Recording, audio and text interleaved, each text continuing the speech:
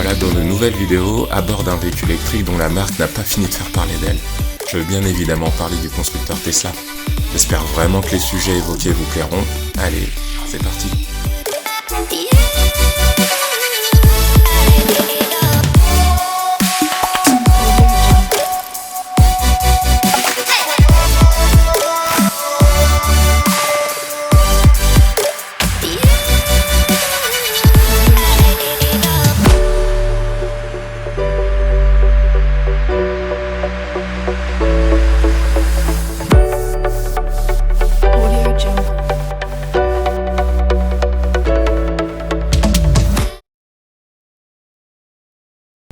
Bonjour tout le monde, j'espère que vous allez bien. Donc comme promis, me voilà donc dans le nouveau véhicule que j'ai annoncé. Donc vous l'avez deviné, c'est le Tesla Model 3 donc 2024 pour celui-là, sachant qu'il a été refait en fin 2023 et sous le nom de projet en fait chez Tesla Highland. Donc c'est pour ça qu'on parle de Model 3 Highland. Donc ce véhicule, c'est pas le premier Model 3 comme vous devinez, c'est un modèle restylé. Maintenant, qu'est-ce qu'il y a eu de restylé, c'est quoi les avantages, qu'est-ce qui a changé tout. Je vais essayer d'échanger ça un petit peu avec vous en live, hein, donc en pleine conduite. Donc voilà, comme j'ai dit, c'est le modèle restylé. Qu'est-ce qui change? Alors il y a une refonte un peu esthétique donc de l'extérieur, vous pouvez le reconnaître parce que du coup le véhicule a donc les phares avant qui ont changé, les phares arrière qui ont changé. Il a gagné de mémoire je crois au moins 2 cm par rapport au modèle précédent. Ça c'est dû au fait qu'ils ont voulu aussi améliorer le CX en fait, le fameux coefficient d'aérodynamisme. Donc il est encore plus efficace à ce niveau là. Et donc voilà. Ensuite, pour ce qui est du changement de l'habitacle, comme vous le voyez, alors si vous connaissez les autres modèles 3, hein, voilà, on voit un peu partout maintenant. Donc les gros éléments, on va dire visuels, qui nous sautent aux yeux, on voit que ça n'a pas trop changé. Hein. L'écran principal est toujours là.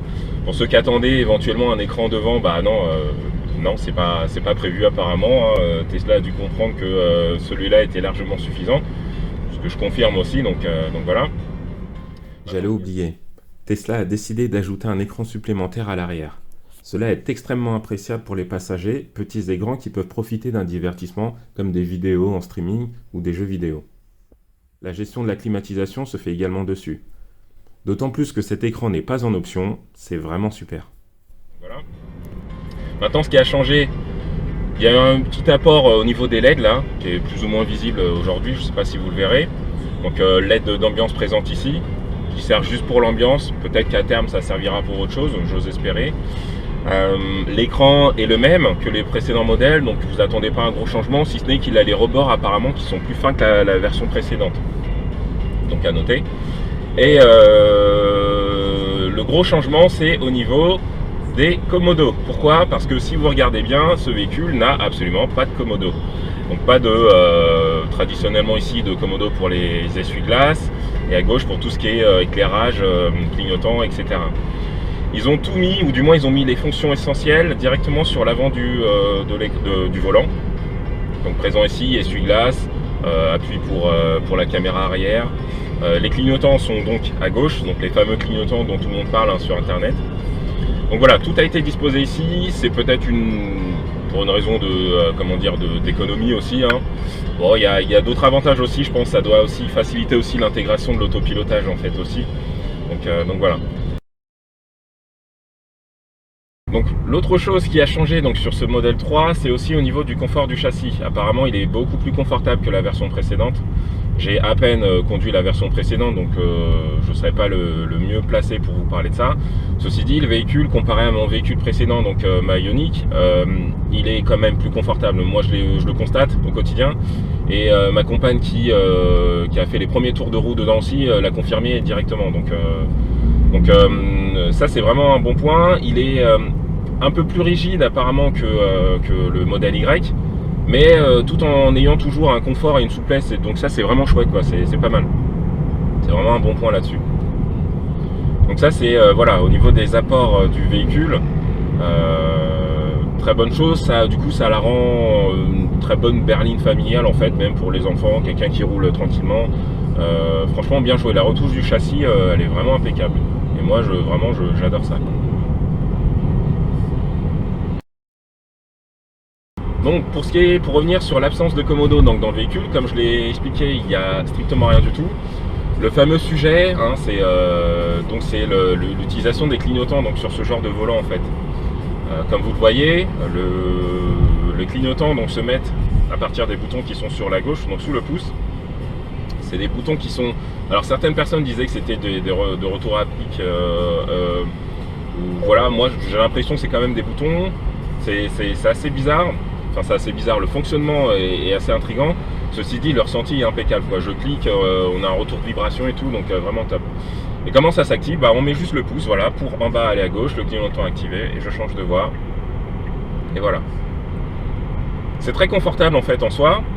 Évidemment, vous vous dites, ah mais là il est en ligne droite, ça tombe pas beaucoup, donc est-ce que c'est facile? Alors effectivement, il y a le grand sujet du rond-point. J'ai eu droit à des ronds-points, parce qu'en France il y a beaucoup de ronds-points. Et effectivement, les premiers tours de roue, les premiers jours, peut-être jusqu'à une semaine, un rond-point standard, on aura un peu de mal à le prendre au début. Mais quand je dis on aura du mal, c'est surtout pour annoncer sa sortie en fait du véhicule. Pourquoi? Parce qu'évidemment, à un certain degré, le volant potentiellement risque d'être à l'envers, ce qui veut dire que la partie clignotant à gauche se retrouve à droite, et ce qui veut dire que la flèche de gauche devient celle pour sortir à droite en fait. Donc bon, il faut prendre le coup de main. Maintenant, comme je vous ai dit, c'était un peu compliqué pendant une semaine. Après, je dis compliqué, c'est pas impossible non plus aussi. Maintenant, au bout d'une semaine, je vous assure et je vous annonce que j'ai aucun problème à mettre le clignotant, même en sortie de rond-point. Déjà, il y a plusieurs sujets aussi. C'est que si on met le clignotant déjà correctement, je ne veux pas faire un topo sur le code de la route, si on l'annonce déjà dès l'entrée du rond-point, déjà ça facilite la chose. Déjà, on a plus de chances de se faire comprendre par les autres autour. Maintenant, pour ce qui est de la sortie, effectivement, le volant qui se retrouve à l'envers, et ben, mécaniquement, on sait que maintenant, si le volant est à l'envers, comme on sort tout le temps à droite, et ben, le bouton pour sortir d'un rond-point, mécaniquement, ce sera toujours celui qui est en bas, en fait. Et ça, aujourd'hui, j'arrive à le faire les yeux fermés. D'autres personnes aussi qui conduisent le véhicule le font les yeux fermés. Donc, pour résumer, ce n'est qu'une question d'habitude. C'est pas impossible. Ça doit pas freiner, je pense, sur l'utilisation, sur l'achat du véhicule. Bon, pourquoi pas, si quelqu'un veut vraiment quelque chose de 100% ergonomique, bon, bah, rester sur les anciens modèles traditionnels. Moi, c'est pas repoussant, ça se fait. Au bout d'une semaine, on a l'habitude.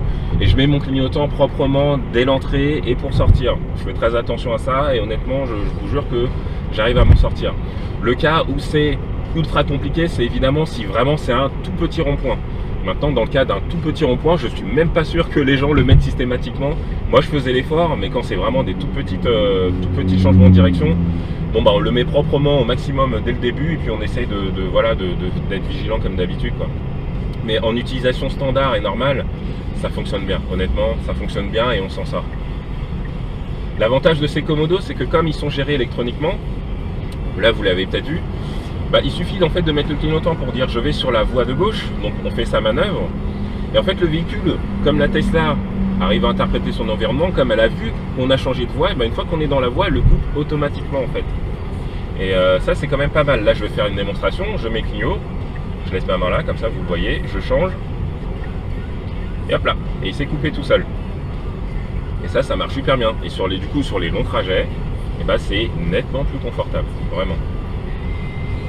Donc les clignotants pour ou contre, j'aime bien le changement moi en soi, donc moi je suis fan. Sur long trajet je préfère honnêtement. Dans les ronds-points il y a un coup de main à prendre, après c'est pas impossible. Au bout d'une semaine d'utilisation du véhicule au quotidien, pas de souci. La personne qui utilise le véhicule de façon occasionnelle, effectivement elle aura peut-être un peu de mal, mais après voilà, c'est une question d'habitude, c'est comme tout. Donc moi je suis pour, honnêtement.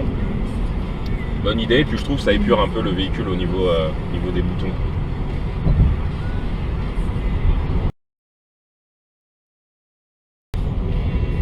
Donc sur ce modèle de modèle 3 2024,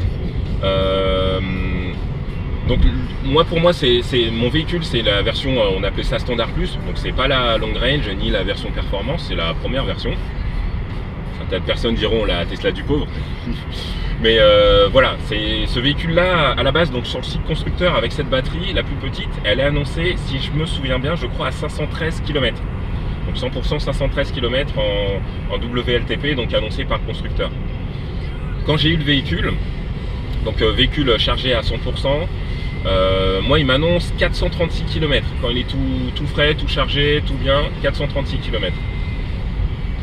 Donc c'est une belle perf honnêtement. Je crois que la batterie elle doit faire 60 kg si je ne me trompe pas. Donc à vérifier. Donc 436. Ce qui est assez chouette, c'est que donc sur autoroute, alors sur autoroute c'est un peu particulier, parce que la grande question donc avec ce type de batterie, les gens se diront est-ce qu'on a beaucoup d'autonomie? Oui, mais on fait jamais les 500 km annoncé par constructeur, on fait pas non plus les 400 et quelques. Donc oui, effectivement sur autoroute on consomme plus, c'est à même titre que sur un véhicule thermique, hein, il vous annonce 1000 km, en fonction de comment on roule, bah voilà, c'est tout ça à chaque fois c'est dans les conditions réelles. Maintenant pour ma part, moi de ce qui se passe, donc je fais des trajets, évidemment je fais jamais un trajet d'une traite de 400 km, je fais forcément une pause, donc ne serait-ce pour moi pour me dégourdir les jambes, soit parce que généralement on fait comme on dit la pause pipi, hein, voilà. Soit parce qu'on a des enfants et que les enfants c'est la pause dégourdir les jambes et la pause pipi. Donc voilà, il y a pas mal de choses qui fait que généralement on fait rarement les trajets d'une traite, et puis même ne serait-ce que pour la sécurité c'est bien d'être frais quand on est au volant. Moi, mes pauses, grosso modo, se font tous les 200 km en fonction de comment la voiture planifie en fait le trajet. Il y a le réseau superchargeur Tesla qui est très très dense. Honnêtement, c'est vraiment impeccable. Pour les gens qui ont les Tesla, c'est top. Je dirais même, ça rassure même les autres constructeurs parce que maintenant Tesla a ouvert la majorité, je dis bien la majorité des superchargeurs aux autres constructeurs. Et du coup, on est assez serein là-dessus. Le maillage du réseau est vraiment top. On peut recharger à peu près partout. Donc 200 km en moyenne, plus ou moins 250. Donc aucun souci pour l'autonomie. En réalité, je pense maintenant, si un jour vous faites un test, chose que moi je ferai jamais, donc à 130 tout le temps, en roulant tout le temps et en testant l'autonomie, moi j'ai estimé, je pense que l'autonomie de la voiture à 130 km, elle doit être de 320 km à tout casser en fait, je pense. Donc à 130 km/h. Donc ce qui veut dire que si vous avez une moyenne qui n'est pas de 130, que vous roulez évidemment en ville sur des portions départementales à 90 et tout, vous aurez plus d'autonomie. Donc le véhicule lui annonce 436 quand il est chargé à fond. Si c'est pas de la voie rapide, donc à 130 km, je pense qu'on n'est pas loin des 400 km. Maintenant j'ai jamais fait le test, hein, comme sur une voiture thermique. Tout le monde se dit ouais c'est quoi l'autonomie max?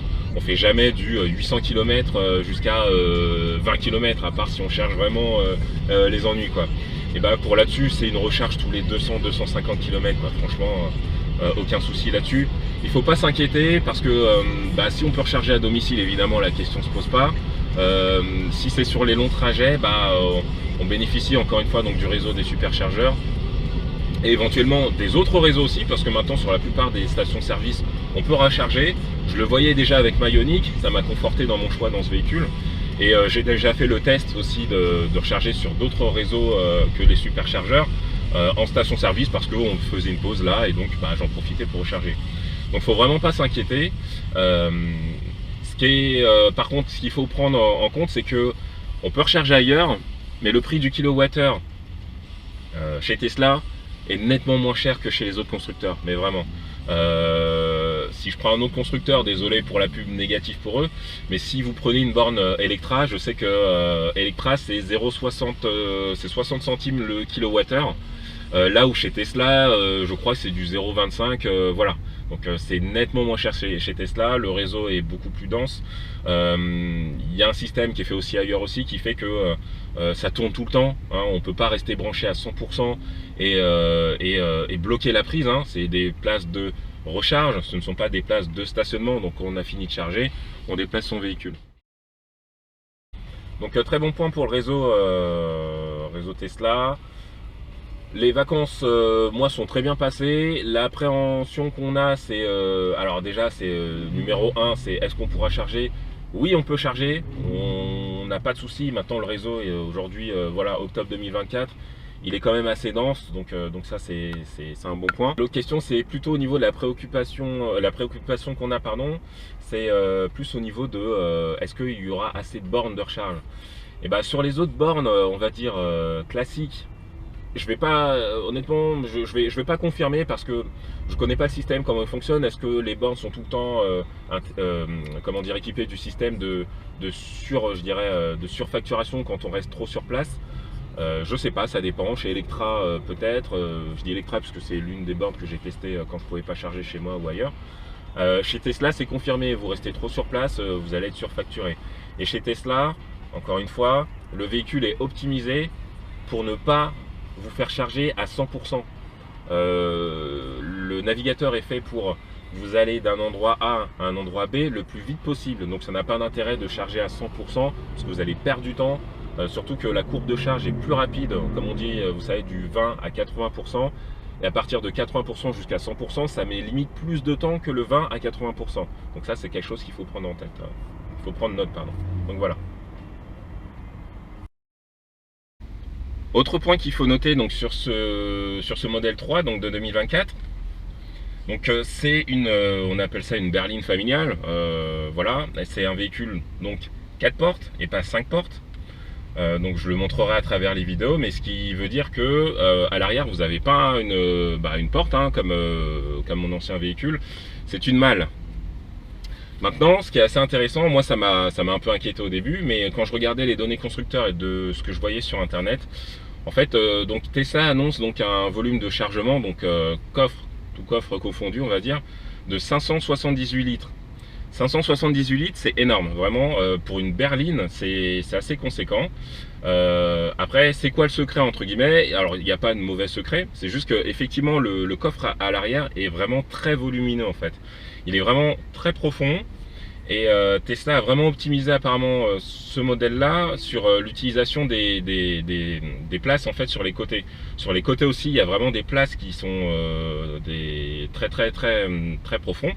C'est bien joué vraiment là-dessus. Et il y a le sous-coffre aussi qui est assez conséquent. On peut limite mettre une petite valise cabine en fait. Donc ça c'est vraiment top. Ce qu'il faut prendre en compte aussi, c'est que comme les moteurs, donc bon, pas pour cette version là parce qu'elle a qu'un seul moteur, mais le moteur est à l'arrière, même pour la version intégrale avec les dual moteurs, le moteur en fait sont directement au plus proche des essieux, ce qui fait que sous le capot à l'avant, et ben c'est complètement libre en fait. Ils ont réussi à faire un mini coffre à l'avant qui est fort appréciable honnêtement. Moi ça me permet de mettre vous savez tout ce qui est les poussettes, une poussette pas très grande, les trottinettes pour les enfants, les câbles de charge éventuellement aussi, et ce qui fait qu'on bénéficie donc d'un coffre assez conséquent à l'arrière. Il y a l'habitacle à l'intérieur qui est vraiment impeccable aussi, mais aussi d'un coffre qui est à l'avant, et ça c'est top. Franchement pour les vacances j'ai vraiment pas eu de soucis. J'aurais apprécié que le coffre à l'arrière soit on va dire plus haut de 1 ou 2 cm. Ça me permettrait de mettre les grandes valises debout, sans moins galérer hein, parce que ça rentre mais tout juste quoi. Mais j'arrive à mettre 2 valises donc dans le coffre à l'arrière, 2 valises grande taille, plus plein de petites babioles à gauche à droite, plus le sous-coffre aussi auquel on peut quasiment mettre un coffre, une valise cabine, donc vraiment top quoi. Donc berline 4 portes, ceci dit c'est pas handicapant pour une famille. Évidemment, comme c'est une 4 portes, ça veut dire que le chargement doit se faire, on va dire, à la file indienne. On ne peut pas superposer parce que le coffre ne le permet pas. Mais voilà, si vous optimisez un petit peu tout ça, bah ça se fait. J'essaierai de faire des photos ou des vidéos pour montrer. Et encore une fois, il y a le coffre à l'avant qui est vraiment impeccable, quoi. Donc bon point là-dessus pour le moment, pour une famille de 4 personnes, pas de difficulté là-dessus. C'était ma crainte, mais je valide. Donc voilà, vous l'aurez compris, donc ce modèle 3 2024, il m'apporte entière satisfaction pour le moment. Donc aussi bien en termes de volume de chargement, donc l'espace, tout ça, que du fait que ce soit un véhicule 100% électrique. Honnêtement, en tant que père de famille, je crois que j'aurais pas pu faire l'impasse sur ces critères-là de toute façon. Maintenant, on va voir si avec le temps, cette tendance positive se confirme et se maintient. J'espère que ces premiers sujets vous auront plu. J'ai été un peu général. Je continuerai à partager mon aventure avec cette voiture à travers d'autres vidéos en situation réelle. Je pense que c'est le plus parlant comme ça. Je tiens à vous remercier pour vos précédents messages et commentaires. Merci beaucoup.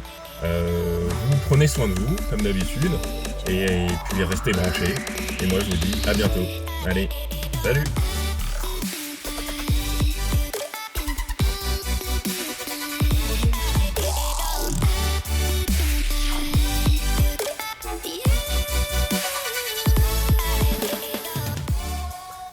Si ça, c'est pas de la haute technologie. Merci Tesla.